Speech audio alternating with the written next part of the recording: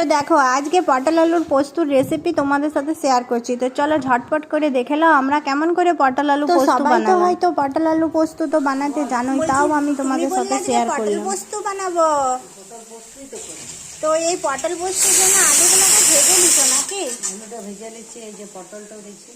ও আলু আর পটল দিয়ে প্রথমে ভেজে নিবে নাকি? আর এটা কি পোস্ত? এটাকে কিসে ভাজবে? শিলে? মা দেখো আর পোস্ত দিব আর দিব না? তাহলে এগুলো ভালো করে ভেজে নাও নাকি? বাবু পোস্ত বাড়ছিস? হ্যাঁ তুমি বললে যে পটল পোস্ত, সেই জন্য পোস্তটা তাহলে বেটে দিই। আচ্ছা ঠিক আছে, বাট তাহলে আমি রান্নাটা করছি। হ্যাঁ ঠিক আছে, তুমি আলু ভাজা হয়ে গেল। তো এটা দেখিয়ে দিবে, নুন দিবে? নুন দিলে হলুদ দিবে না? না, পোস্ত তো হলুদ দিই না আমি। না, অনেক লোক পোস্ততেও হলুদ দেয়। অনেকে দেয়, আমি দিই তো না। পোস্তটা দেখো আমি বেটে দিচ্ছি, ভালো করে একদম মেহিন করে বেটে দিল।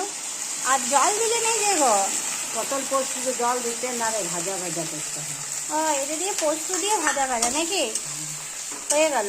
দুটোই ভালো লাগবে খেতে। দেখ পোস্ত ভাজা।